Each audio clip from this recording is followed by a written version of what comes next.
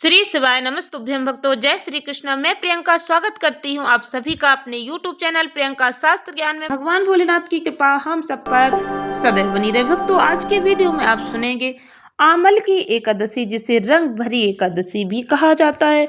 यह व्रत किस दिन रखा जाएगा, पूजा का शुभ मुहूर्त, पारण करने का सही समय क्या रहेगा, एकादशी व्रत की पूजा विधि, आमल की एकादशी व्रत रखने के लाभ, एकादशी व्रत के नियम, भगवान विष्णु को प्रसन्न करने के उपाय आपको सुनने को मिलेंगे। वीडियो में आगे बढ़ने से पहले कमेंट बॉक्स में पूर्ण श्रद्धा भक्ति के साथ हर हर महादेव जय श्री कृष्णा लिखकर भगवान जी का आशीर्वाद प्राप्त करें। भक्तों, हिंदू सनातन धर्म में एकादशी व्रत का बहुत ही विशेष महत्व बताया गया है। यह व्रत भगवान श्री हरि विष्णु जी को समर्पित होता है, ऐसी मान्यता है। पुराणों में वर्णन मिलता है कि इस व्रत को सच्ची श्रद्धा से करने से पापों का नाश होता है, भक्तों को मोक्ष की प्राप्ति होती है। आंवले के वृक्ष में भगवान श्री हरि विष्णु जी का वास होता है, इसीलिए इस दिन आंवले का पूजन और सेवन विशेष फल प्रदान करता है। यह व्रत भक्तों के जीवन में सुख शांति समृद्धि लाने वाला माना गया है। एक वर्ष में 24 एकादशी पड़ती हैं। जिस वर्ष अधिक मास पड़ता है उस वर्ष 26 एकादशी पड़ती हैं। इन सभी एकादशियों का विशेष महत्व बताया गया है। प्रत्येक एकादशी अपने नाम के अनुसार ही भक्तों को पुण्य फल प्रदान करती है। फाल्गुन मास के शुक्ल पक्ष की आमल की एकादशी के दिन भगवान श्री हरि विष्णु जी और आंवले के वृक्ष की पूजा की जाती है। इस दिन से ही भक्तों काशी में होली के पर्व की शुरुआत होती है, इसलिए इसे रंग भरी एकादशी भी कहा जाता है।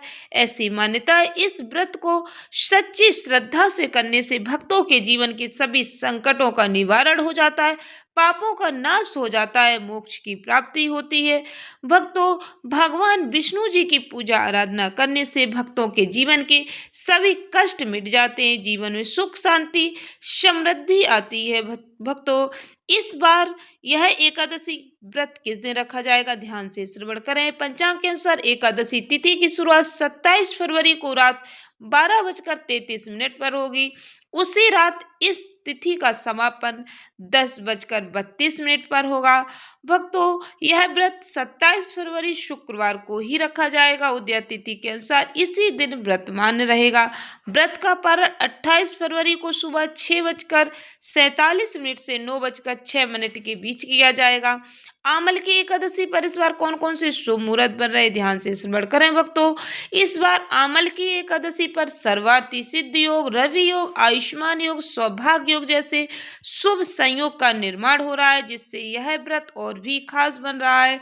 इस खास भक्तों खास जो भी ये शुभ योग बन रहा है, इनमें पूजा आराधना करने से, दान पुण्य करने से भक्तों को कई गुना पुण्य फल प्राप्त होगा। आमल की एकादशी व्रत की पूजा विधि, इस दिन भक्तों सुबह जल्दी जगने का प्रयास करें, नित्य कर्मों से निवृत्त होकर स्नान करें, अपने पूजा घर की साफ सफाई करें, भगवान जी की पूजा आराधना करें, भगवान श्री हरि विष्णु जी की पूजा करें। भक्तों, यदि आप व्रत रखते हैं तो व्रत रखने का संकल्प लें, भगवान से व्रत पूर्ण करने की प्रार्थना करें, भगवान जी की पूजा आराधना पूर्ण श्रद्धा भक्ति के साथ करें। आपके पास जो भी पूजा सामग्री है, धूप फल फूल भगवान को अर्पित करें, धूप दीप जलाएं, तुलसी दल जरूर अर्पित करें। तुलसी आप एक दिन पहले ही तोड़ कर रख लें। ओम नमो भगवते वासुदेवाय मंत्र का आप अधिक से अधिक जाप करें।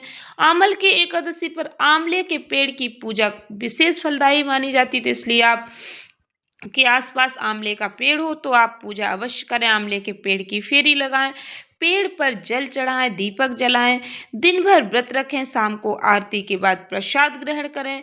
दिन में आप फलाहार भी ले सकते हैं। एकादशी व्रत में अन्न ग्रहण नहीं किया जाता है, फलाहार रखकर आप व्रत रख सकते हैं। आमल की एकादशी व्रत के नियम, व्रत के समय कुछ खास बातों को ध्यान अवश्य रखना चाहिए। भक्तों, जैसा कि मैं प्रत्येक वीडियो में बताती हूँ, एकादशी व्रत के नियम दशमी तिथि से ही शुरू हो जाते हैं।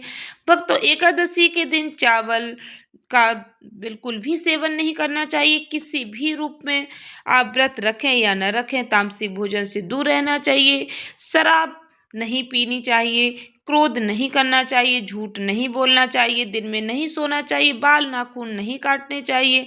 भक्तों, इस दिन भोग में आंवले से बने व्यंजन, मखाने की खीर, साबूदाना, नारियल और घी से बनी मिठाइयाँ चढ़ाई जाती हैं। भक्तों, जरूरतमंदों को इस दिन भोजन, वस्त्र, अन्न और आंवले का दान करना कई गुना पुण्य फलदायी माना जाता है। आशा करती हूँ वीडियो में बताई जानकारी आपको उपयोगी लगी होगी।